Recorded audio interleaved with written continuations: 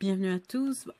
Bon après-midi à tous ceux qui sont dans la même zone horaire que nous, que ceux qui sont dans une autre.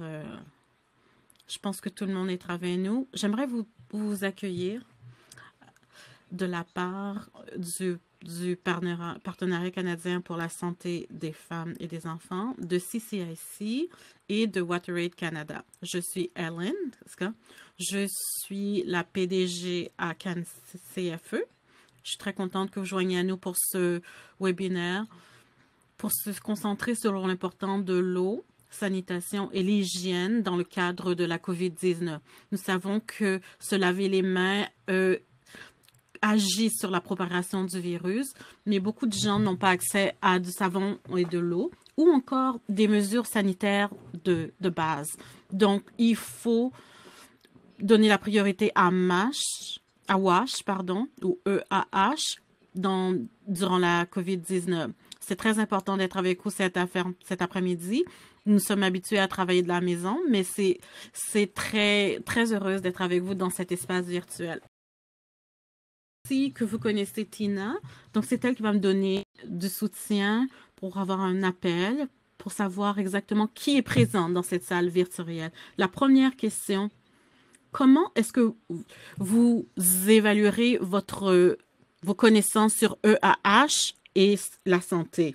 Sur 1 à 5, comment évaluerez-vous vos connaissances en matière de EAH, WASH?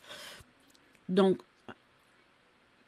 de 1 à 5. Donc, ensuite, c'est est-ce que votre organisation a des programmes de WASH? Et la question est oui ou non. Et voici le sondage. Donc, vous avez les questions ici de 1 à 5, où 1 veut dire aucune connaissance, 2, quelques connaissances, 3, connaissances moyennes, 4, connaissances au-dessus de la moyenne, et 5, c'est que vous êtes un expert. Ensuite, est-ce que vos organisations ont un programme de EAH, oui ou non? Tina, maintenant, pouvez-vous présenter les résultats? Donc, sur l'écran, nous pouvons voir dans cette salle virtuelle, la majorité ont des connaissances moyennes ou au-dessus de la moyenne et quelques experts de EAH. Donc, 75% d'entre vous ont des programmes de EAH. Donc, c'est bien. Nous voulons savoir avec qui nous allons discuter. Et je pense que ça va être une discussion riche compte tenu de votre expertise. Maintenant, on va donner la parole à nos conférenciers. On va entendre parler des spécialistes de EAH qui vont parler des preuves obtenues, les intégrations de politique et d'information, l'efficacité des systèmes de santé et l'équité, et les droits et un défenseur de l'EAH. Ensuite, nous aurons une période de questions. Nous allons ouvrir la salle virtuelle aux questions. Et ce sera Teresa Brocklehurst, qui est aussi une spécialiste de EAH et aussi une professeure de l'Institut d'eau en Nord-Caroline du Nord. Donc, premièrement, je vais vous présenter Ellen Hamilton, qui est une analyste principale dans politique pour l'hygiène et à WaterAid Canada. Merci beaucoup.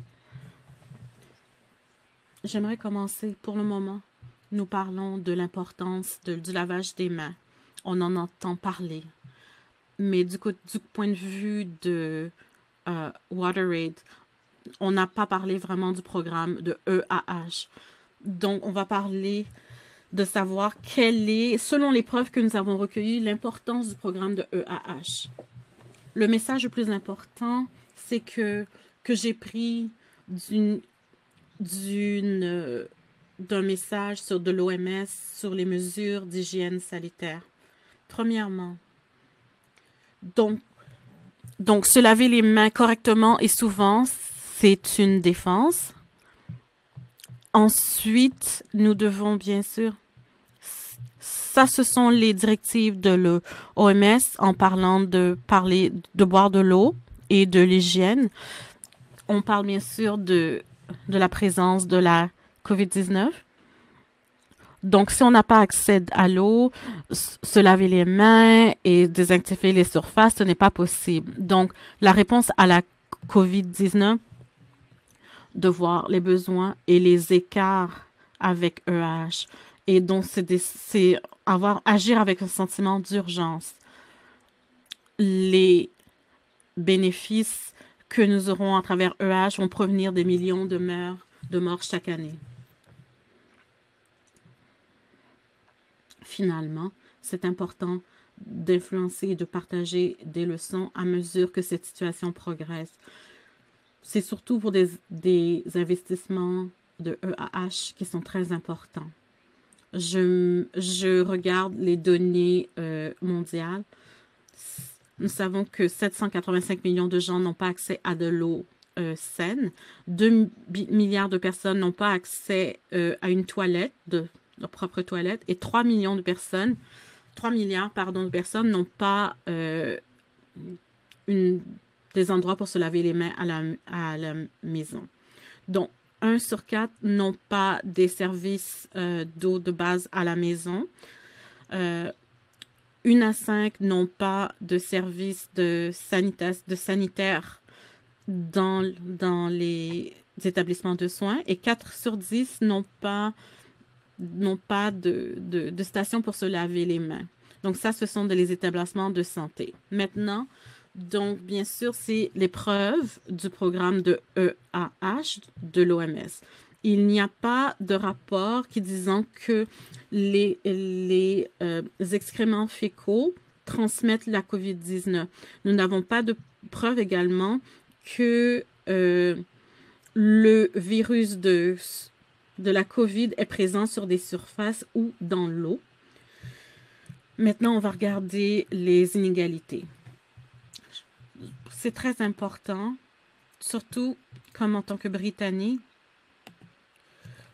il faut rendre compte qu'il y a des gens qui ont été exclus. Et j'aimerais parler sur l'impact sur les femmes et pour les personnes en marge de la société. Nous savons que l'équité a été atteinte, donc on doit y répondre dans toutes ces crises. À cause de la division des genres dans le travail, c'est les femmes et les filles qui doivent apporter de l'eau durant la COVID et faire plus de travail pendant que plus de gens tombent malades. L'autre impact sur les femmes, c'est que 70% des gens actifs qui travaillent, ce sont des femmes. Donc, beaucoup plus de pression et plus d'exposition au virus. Ça va être dans le contexte donc 65% des établissements de santé n'ont pas leurs besoins de base en termes d'eau et d'hygiène. Les gens vulnérables vont devenir plus mobiles, donc des gens qui vivent avec des handicaps, vivent déjà des exclusions, surtout à partir de l'EAH. Ils vivent beaucoup d'inéquité, donc ça va s'amplifier durant cette crise.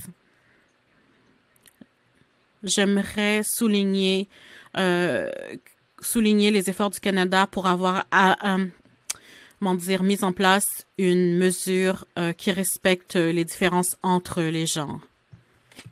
Donc aussi, bien sûr, j'aimerais souligner la discussion qu'ils ont eue avec le Dr. Tedros. Donc, la discussion sur le Canada. Maintenant que je l'ai souligné au début, on avait on se concentrait sur le lavage des mains. Maintenant, il faut faire la transition, d'avoir un accès au lavage des mains qui est durable. Donc, il faut que ça devienne un impératif en termes de santé. Donc il faut qu'on se concentre sur ces aspects. Et la crise de la COVID-19, ce sera quelque chose d'essentiel pour créer un momentum, pour amplifier l'accès universel à l'eau. Ce sera très important. Donc, il faut qu'on y va phase par phase. Il faut reconnaître que les besoins à court terme et à long terme, il faut continuer pour essayer de renforcer les systèmes immunitaires. il y a un besoin de répondre tout de suite à ces besoins de la part des décideurs. Il faut avoir il faut mettre en place ce système de EAH en long terme et à court terme. Je sais que c'est très important que nous soutiennent les gouvernements et que nous continuons aussi à essayer d'exercer notre influence sur eux. Essayer d'obtenir qu'ils s'engagent pour le EAH. Donc, par exemple, d'utiliser les résolutions de EAH qui a été adoptée par l'OMS. Donc, regardez du côté des systèmes. J'aimerais souligner qu'il y a un accès limité à EAH va causer des divergences en termes d'accès à EAH. Il faut parler des barrières dans les systèmes. Donc, je vais prendre les leçons dont on a en tiré. Tout va très vite pour le moment. Donc, je pense que c'est important. Il faut tirer des leçons de ce que nous faisons. Donc, il faut essayer de répondre à ces besoins urgents et de mettre en place des systèmes de EAH qui sont durables. On doit partager des leçons sur ce qui fonctionne et ce qui ne fonctionne pas. Devenir un expert en santé, nutrition et en EAH, on doit partager des leçons à travers des plateformes et des communautés. On doit continuer à avoir un impact sur les politiques et pour prévenir les prochaines épidémies. Donc, c'est très important que la voix du Canada s'élève en termes d'équité des genres. Donc, il faut souligner les inégalités durant cette crise et quelle est la réponse des groupes marginalisés et les femmes. Donc, pendant que le monde fait face à cette crise en termes de lavage des mains, mais l'absence de EAH va avoir un impact sur notre réponse. Moins de marginalisation, moins de maladies et moins de décès. Donc, il faut regarder le EAH, c'est une solution qu'on ne regrettera pas. C'est pour ça qu'il faut nécessairement la mettre en place. Merci, Ellen. C'était beaucoup d'informations. Je vous en suis reconnaissante comment vous avez établi les bases pour ce webinaire. Vous avez donné les preuves et les besoins en politique pour vaincre la COVID-19. Maintenant, Janet Ashe-Roberts, c'est la co-directeur du Centre de collaboration de l'OMS en évaluation technologique et pour l'équité en santé. Maintenant, ça va prendre. Donc, c'est maintenant au Greer, l'Institut de recherche Greer à l'Université d'Ottawa, mais ils vont probablement changer de nom. Donc, les objectifs. Janet, bonjour, merci, Ellen. Il y a 3 points que j'aimerais faire durant cette présentation. Le premier, c'est de comprendre le contexte des systèmes de santé, l'équité et les preuves en relation avec EAH et comprendre pourquoi, comment penser à l'élaboration des systèmes, pourquoi c'est important pour avoir des stratégies de santé de EAH qui sont efficaces. Comment est-ce qu'on comprend ce qu'on fait? Est-ce que les résultats sont mesurés et archivés? Est-ce que c'est seulement selon les résultats ou bien l'efficacité des interventions? À propos de l'efficacité de l'équité, comment est-ce que le gouvernement et les agences qui mettent en place ces mesures, comment ils mesurent le succès? Comment on mesure l'efficacité? On peut s'entendre quelque chose qui est efficace, mais ce n'est pas vraiment mesuré. Quand on regarde preuves, les preuves proviennent souvent des études du côté droit et du côté, ce sont les résultats négatifs, à droite positif. On va regarder ça et on dit que les interventions fonctionnent. Mais donc, qui sont les plus vulnérables? Est-ce que ce sont des femmes, les régions rurales? Est-ce qu'on parle d'éducation, de pauvreté? Ce sont des enjeux dont on doit prendre en considération quand on regarde à l'équité, l'efficacité des mesures en équité. On doit penser au-delà des interventions et Hélène en a parlé, surtout sur les déterminants de la santé parce qu'ils sont importants pour comprendre des inéquités en santé et ils sont essentiels pour trouver des solutions durables pour essayer, comment dire, d'alléger ces problèmes sociaux graves et permettre à EAH des interventions qui sont plus efficaces. De plus, les systèmes... Qu'est-ce qu'on veut dire par équité? Ça veut dire que tout le monde a les mêmes chances. Equity dit certains ont besoin plus d'occasions que d'autres pour avoir le même résultat. La réalité, qu'il y a toujours des gens qui ont des privilèges et aussi, il faut comprendre que certaines personnes ne peuvent même pas prendre ces occasions de cette intervention à cause d'autres inéquités sociales. Pourquoi on doit comprendre le contexte complexe des systèmes de santé? Ce que ça veut dire, c'est de changer notre façon de penser, de l'entier, la façon de penser, le processus, les réseaux. Il faut éliminer la pensée linéaire. Ça, c'est juste un schéma d'un sous-système de médecine et technologie en Tanzanie il y a certains temps, mais ça n'a pas beaucoup changé avec du côté gauche différents gouvernements, des points d'accès différents et toutes les couches de gouvernement et de bureaucratie et de réseaux de distribution pour arriver à cette personne. Donc, les blocs fondateurs, il faut considérer cette complexité. Afin de faire ça, nous avons trouvé différents modèles pour savoir comment un système fonctionnerait. Bien sûr, il y a cette complicité avec les différents blocs de base. Par exemple, on parle de finances, l'interaction des preuves et des études qui aident à prendre des décisions, comment sont donnés les services dans la communauté qui sont soutenus par deux piliers des caractéristiques sociales de la santé, de voir quel impact ont les politiques à l'extérieur du système de santé, mais pour tous ces blocs de base, ce qui est soutenu par une société civile forte pour avoir un certain système de santé publique qui est transparent et responsable. On a parlé de la base pour EAH. Ce que j'ai essayé de faire, c'est de superposer sur le système de santé le modèle que nous utilisons. Il y a beaucoup de choses à regarder dans nos secteurs, comment nous nous intégrons et que coordonnons tous cette base avec laquelle nous travaillons. Quels sont les obstacles? C'est la décentralisation de la planification.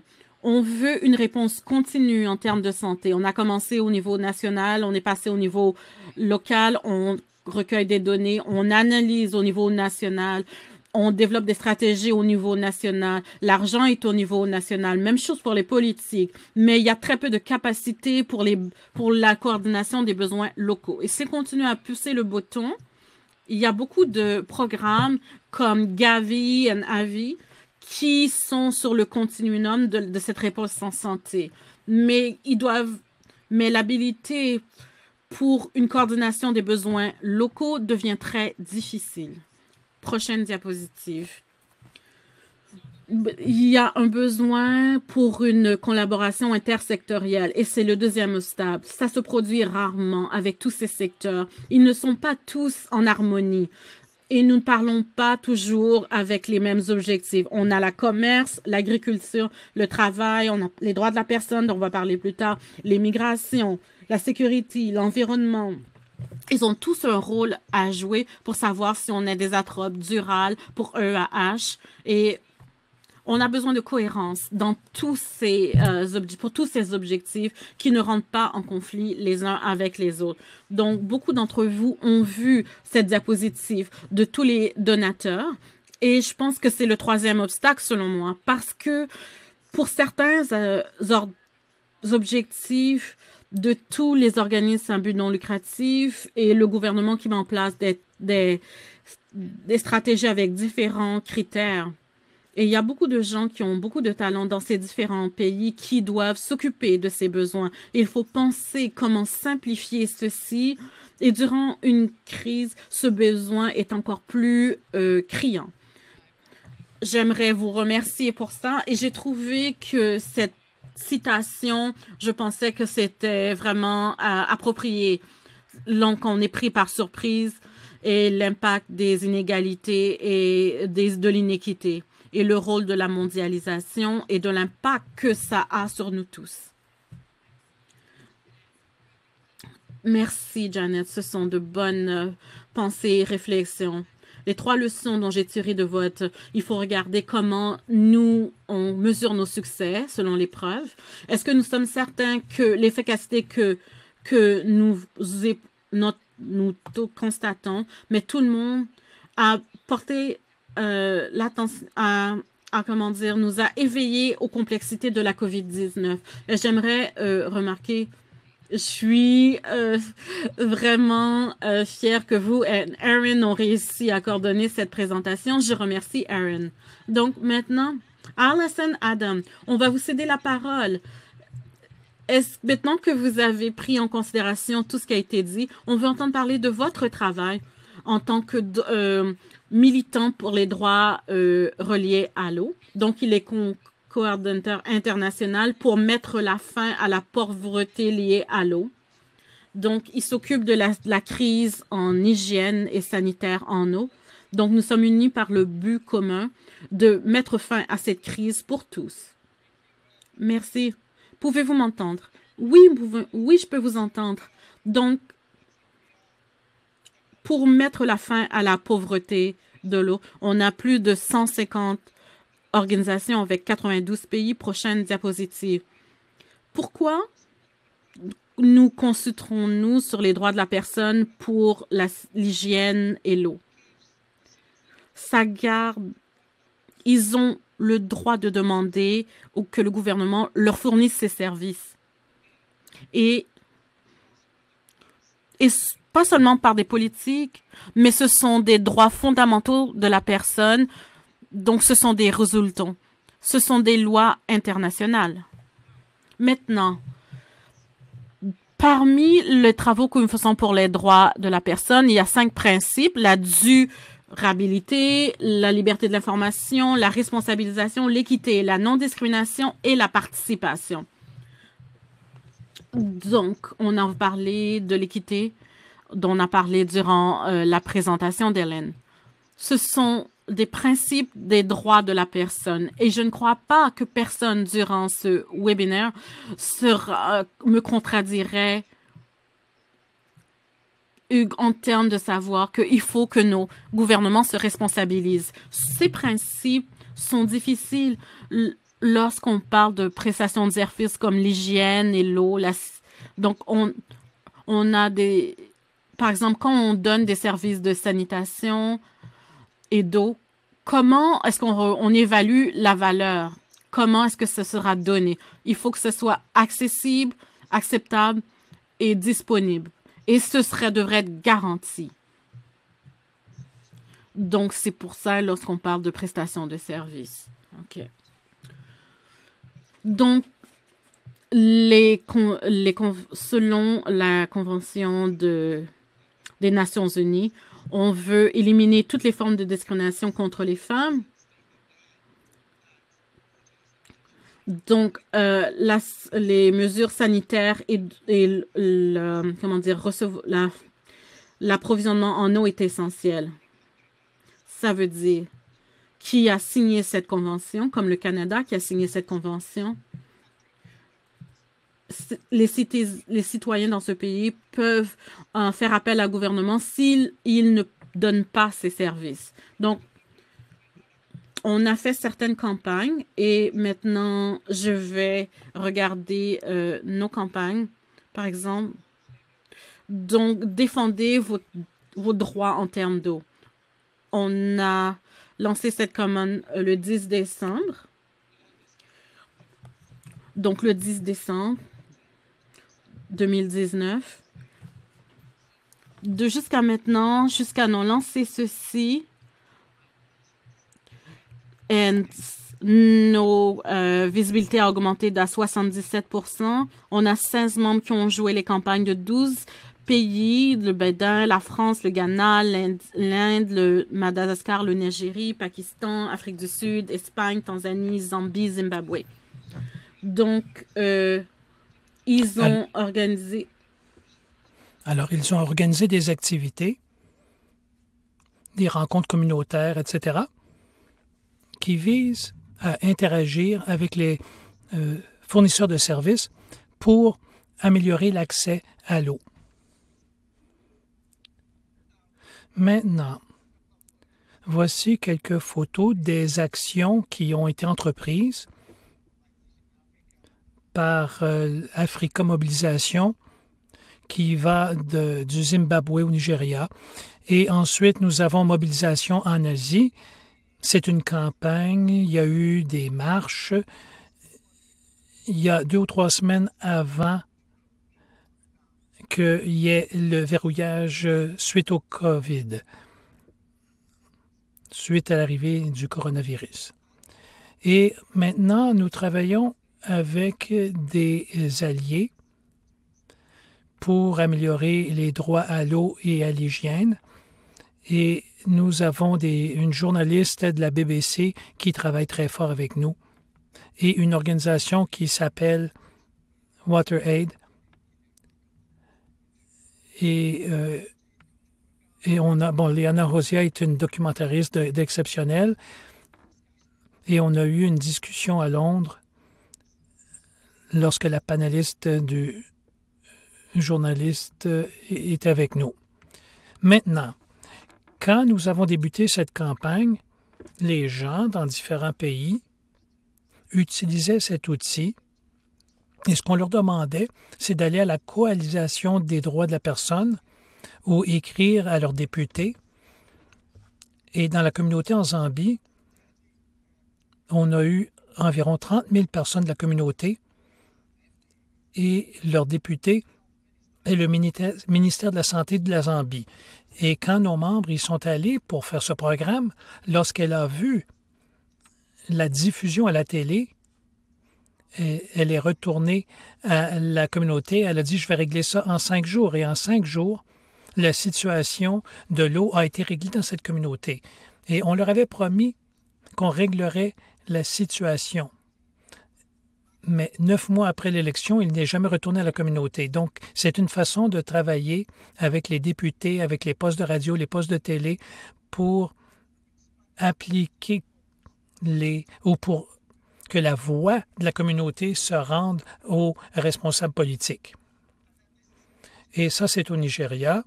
Nous avons fait campagne avec nos membres au Nigeria, dans l'État d'Enugu, pour faire déclarer une urgence sanitaire.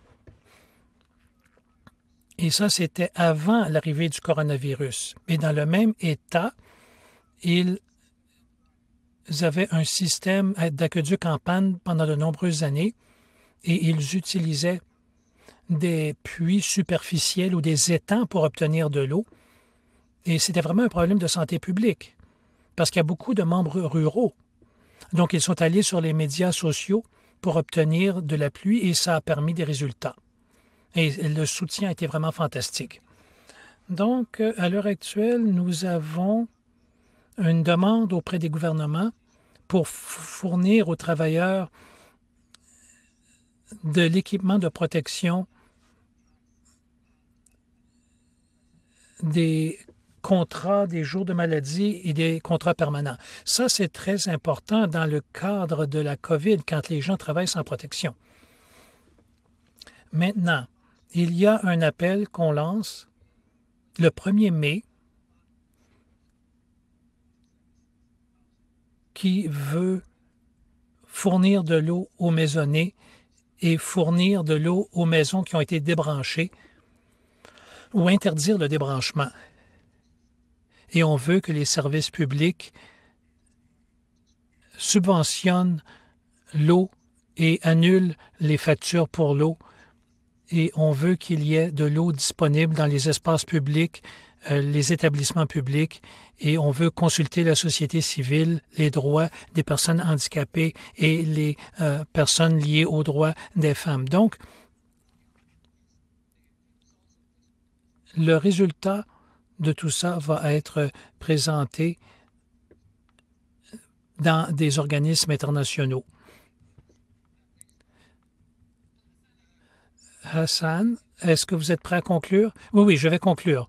Ma dernière diapo. Alors, qu'est-ce que nous avons appris jusqu'à présent? Nous avons appris que les droits de la personne ou les campagnes de droits de la personne sont très utiles, mais ce qu'il faut faire, c'est prendre du temps pour des formations en personne. Il y a des commissions des droits de la personne dans tous les pays qui peuvent traiter de questions des droits à l'eau. Alors, merci. Merci beaucoup, Al-Hassan. Alors, merci à tous les membres du panel pour leur présentation. Mon nom est Clarissa Brocklehurst et il me fait plaisir de venir et poser quelques questions aux membres du panel. Et aussi, je vais soumettre les questions des participants dans la boîte de questions. Ma première question, membres du panel, on essaie de regarder du côté positif. Vous avez fait un très bon travail d'illustrer les barrières énormes auxquelles on a à faire face. L'eau, l'hygiène sont essentielles à la santé, surtout dans la face du COVID, mais c'est négligé. Comme Hélène en a parlé, les systèmes sont complexes et on a tendance à travailler de façon isolée et on ne travaille pas très bien d'un secteur à l'autre. Les résultats que l'on obtient ne sont pas toujours équitables. Mais il y a aussi des occasions ici. Alors j'aimerais savoir de votre part, quelles sont les meilleures opportunités en termes de travailler ensemble, par exemple au niveau du secteur EAH et santé, pour que tout le monde soit protégé de cette maladie. Et je vous demande d'être optimiste. Qui veut se lancer? Moi, je vais me lancer, c'est Janet. Donc, si j'avais une baguette magique et si j'avais pu dire « faites ceci », je dirais, je demanderais à chacun de nos grands donateurs, comme le ministère des Affaires étrangères, et peut-être qu'ils l'ont déjà fait, et demander à chacun de leurs secteurs quelle est la contribution qui a besoin d'être réalisée pour traiter de cette question. Si tout le monde se regroupait pour dire voici comment nous aimerions gérer ces investissements.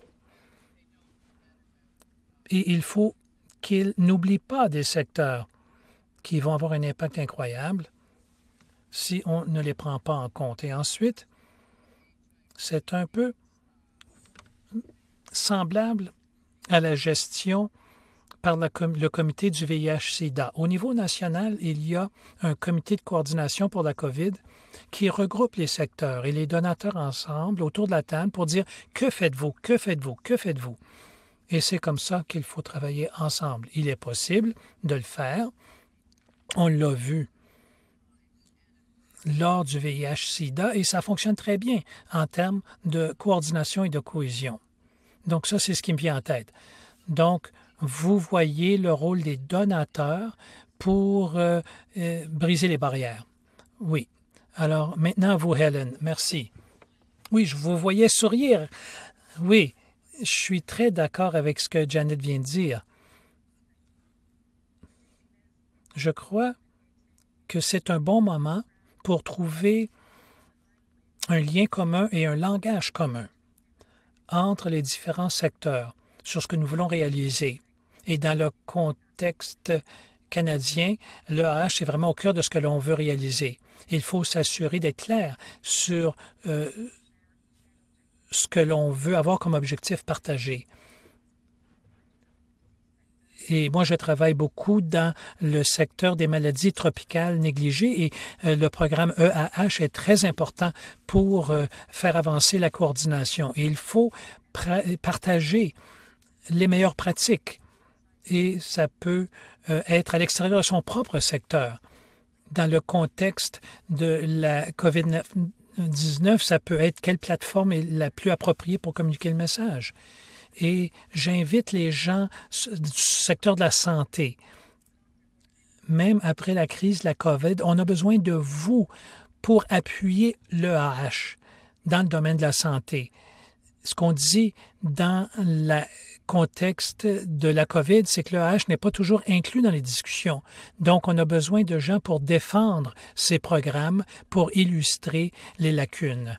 Et mon dernier point, c'est en lien avec ce que disait Janet, au niveau du financement. J'ai beaucoup d'exemples de grands investissements qui ont regroupé des secteurs ensemble. Donc, il faut travailler de façon coordonnée à travers vos dons ou investissements. Cette approche multisectorielle, il est important que la pandémie de la COVID-19 soit un catalyseur qui mette l'EAH dans le giron des services de santé publique. Et on veut vraiment intégrer l'EAH dans ce que l'on fait au niveau des soins de la santé. Alors, merci beaucoup. Al-Hassan, voulez-vous ajouter à ça? Dans mon cas, nous avons sous-investi ici, sous-investi. Et il n'y a pas d'excuse pour ne pas investir. Les gens disent « Ah, il n'y a pas d'argent ». Mais ce n'est pas vrai. Avec la pandémie, on constate combien est entré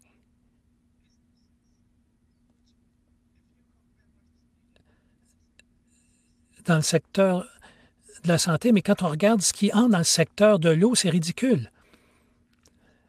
Donc, il faut s'assurer que les entreprises ne fassent pas faillite.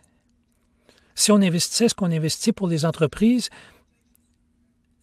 dans la présentation d'Hélène, il n'y a aucun regret à investir dans l'eau. Et pour moi, ceux d'entre nous qui travaillons dans l'eau, nous devons nous exprimer clairement sur ce qui est important dans notre secteur. On ne doit pas être timide. Il faut être fort dans cet enjeu. On ne devra plus jamais se faire surprendre. L'expression, je crois, c'est se faire prendre avec les culottes baissées.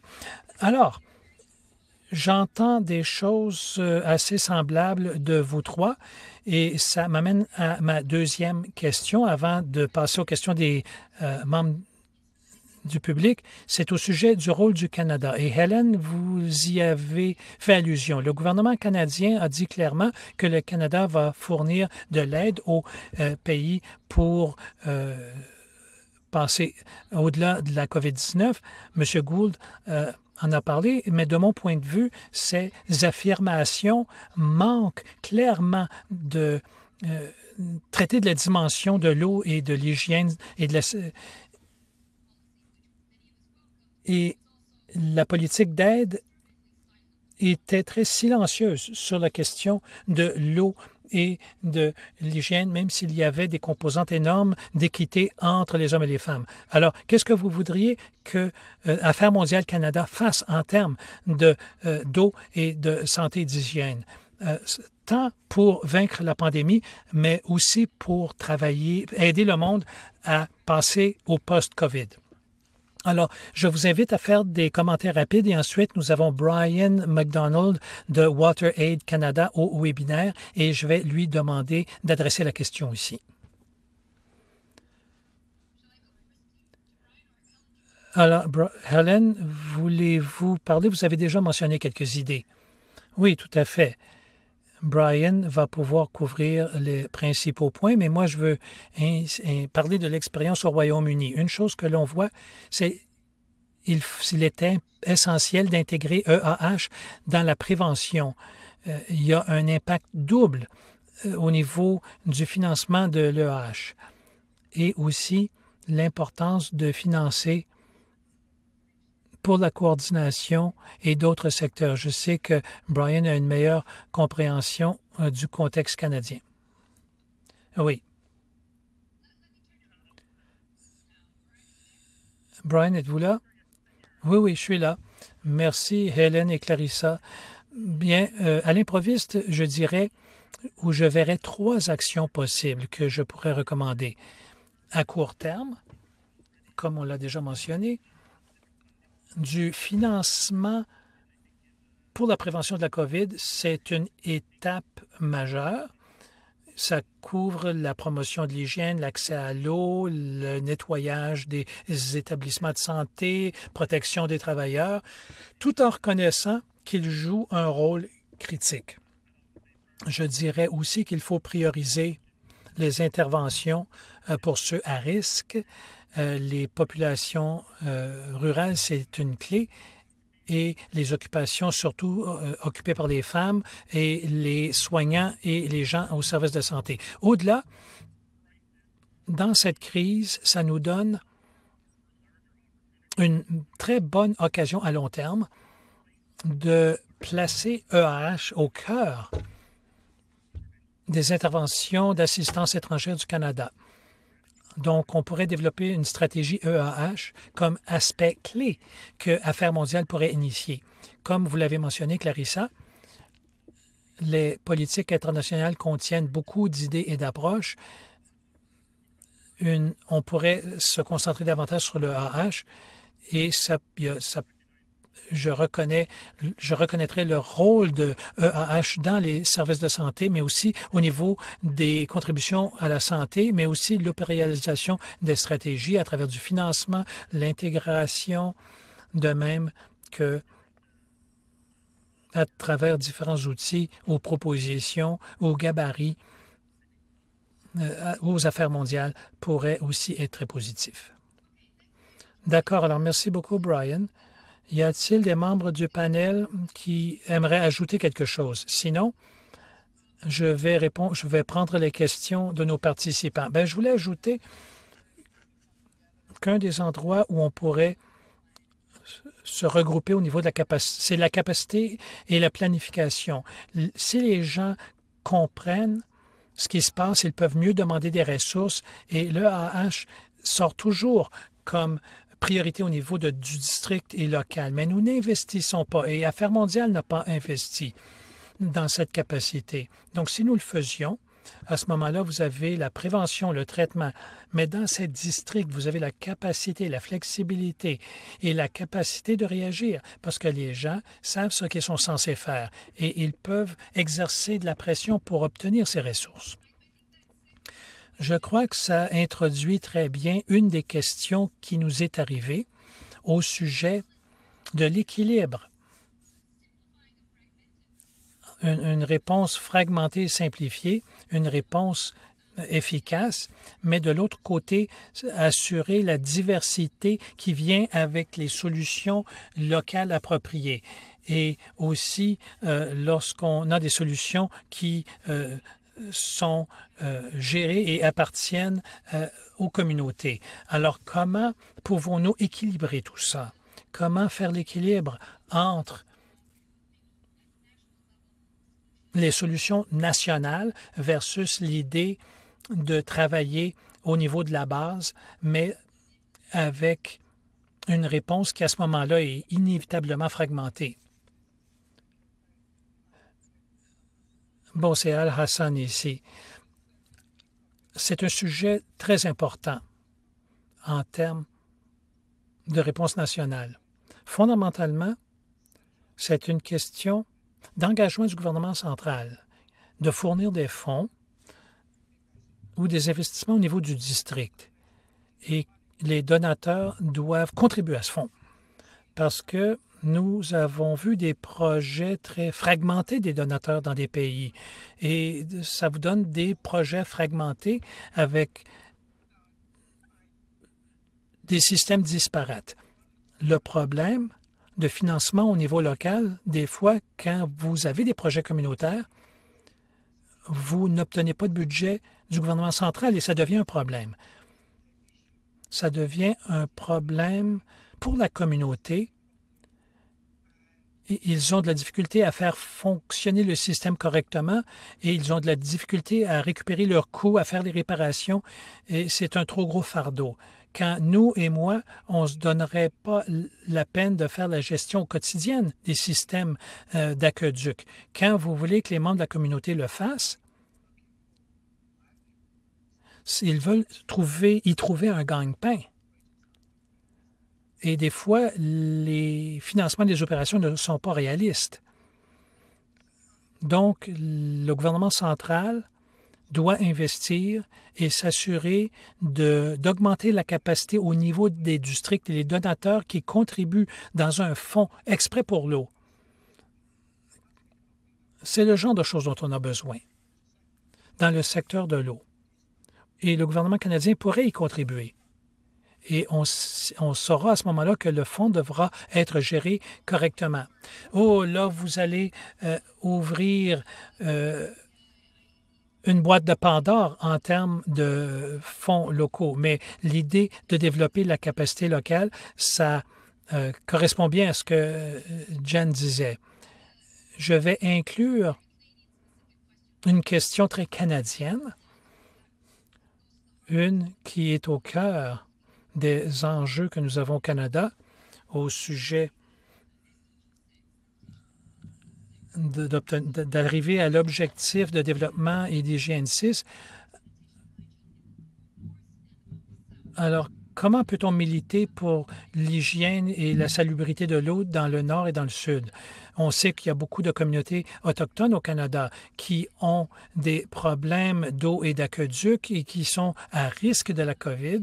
C'est vrai aussi dans des endroits comme à Flint, au Michigan. Alors, quelles leçons sont transférables et quelles barrières sont différentes? Ben, j'aimerais intervenir. Oui, intervenez.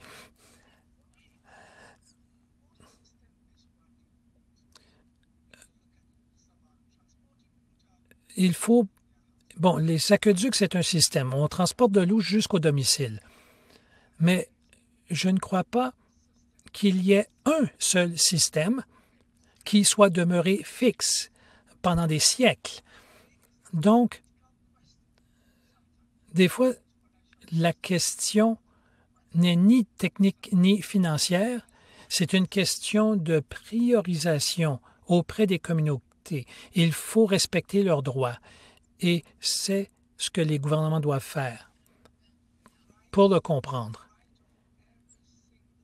Le droit de chaque personne est important, même s'ils n'ont pas de voix politique ou de pouvoir politique. Leurs droits devraient toujours être respectés. Pour nous, qui travaillons en droit de la personne, c'est comme ça que l'on pense. C'est une question de priorisation. Si vous avez des gratte-ciels et vous pouvez fournir de l'eau dans ces immeubles, c'est simple. Ce n'est pas une question de manque d'argent de technologie, c'est un manque de volonté politique. Et on doit adresser ça. Quand vous avez parlé de Flint au Michigan, des 3 à 3 000 personnes qui se sont fait couper leur eau. Donc, l'eau coule, mais on a fermé le robinet parce qu'ils n'ont pas pu payer leurs taxes. Et il y a des communautés éloignées ou du nord, il y a peut-être de l'eau, mais la tuyauterie est insuffisante ou il n'y a pas d'argent pour payer pour ça. Donc, d'un point de vue militantisme, c'est très semblable. Et le moteur de cette capacité ou incapacité à atteindre ces droits, ce sont les inégalités, qu'elles soient ici au nord, aux États-Unis ou dans les régions du sud mondial. Les éléments sont les mêmes et la défense des droits, théoriquement, devrait se faire de la même façon, basée sur les principes de droit de la personne. Merci. Merci beaucoup à vous tous. Nous ne pourrons pas répondre à d'autres questions des participants. Il y a d'excellentes questions qui arrivent et qui sont vraiment intéressantes pour nos panélistes. Avant que je cède le micro à Hélène pour conclure, j'aimerais résumer les messages importants qui sont ressortis de cette conversation. Il est clair qu'un d'entre eux, c'est que l'eau, l'hygiène et la sanitation sont des éléments importants de la santé publique. Il ne faut pas avoir des regrets de nos actions qui devraient être une partie intégrante de notre réponse à la COVID-19, à la fois au Canada et aussi dans les pays en voie de développement. Et ce que j'entends de vous tous, c'est qu'il y a une énorme occasion de travailler de façon intersectorielle pour briser les barrières. Et on ne pourra réussir qu'à moins que les secteurs de la santé et de l'eau ne travaillent ensemble. Il y a de belles occasions ensemble pour des synergies à long terme. Ça prend une approche systématique à long terme, pas simplement une intervention en situation d'urgence. Il faut vraiment augmenter les investissements dans un système EAH meilleur et amélioré pour protéger les maintenant, mais aussi pour mettre en place les systèmes qui auraient dû déjà exister pour arrêter ou empêcher que la COVID-19 soit une menace pour surtout les pauvres et vulnérables. Et le Canada a un rôle énorme à jouer ici, surtout en termes de leadership, en termes d'égalité entre les hommes et les femmes. Et j'ai entendu ça à répétition, compte tenu des nombreux risques, des nombreuses vulnérabilités des gens et les enjeux liés aux droits de la personne, surtout au niveau de l'égalité entre les hommes et les femmes, c'est très important. Et l'eau et l'hygiène sont un endroit ou une intervention à prioriser lorsqu'il s'agit de la santé des femmes et des enfants et de l'égalité entre les hommes et les femmes. Donc, je vais m'en tenir à ça. Et maintenant, je m'en remets à Helen Scott pour sa conclusion. Merci beaucoup pour cette excellente conclusion et ce résumé de ce que nos participants ont dit. Au nom de WaterAid Canada, CanWatch, merci à tous les participants qui ont pris le temps de se joindre à nous cet après-midi et je suis très impressionné par les commentaires dans le clavardage et je voulais aussi remercier l'équipe de CanWatch, Megan, Anwala, Tina et ceux qui s'occupent de la technologie, merci beaucoup. Encore une fois, nous allons partager l'enregistrement et les ressources de ce webinaire après le webinaire. Nous vous invitons à nous contacter si vous avez des questions et si vous voulez nous contacter avec des questions. Nos adresses courriel se trouvent à l'écran. Et nous vous invitons à rester à l'écoute pour le prochain webinaire qui va se concentrer sur la mobilisation pour la journée de l'hygiène menstruelle. Il y aura aussi de l'interprétation en français et en anglais et les données d'inscription vont être envoyées dans le courriel de demain. Alors, merci de vous être joints à nous et je vous souhaite un bel après-midi ou une belle soirée, dépendamment où vous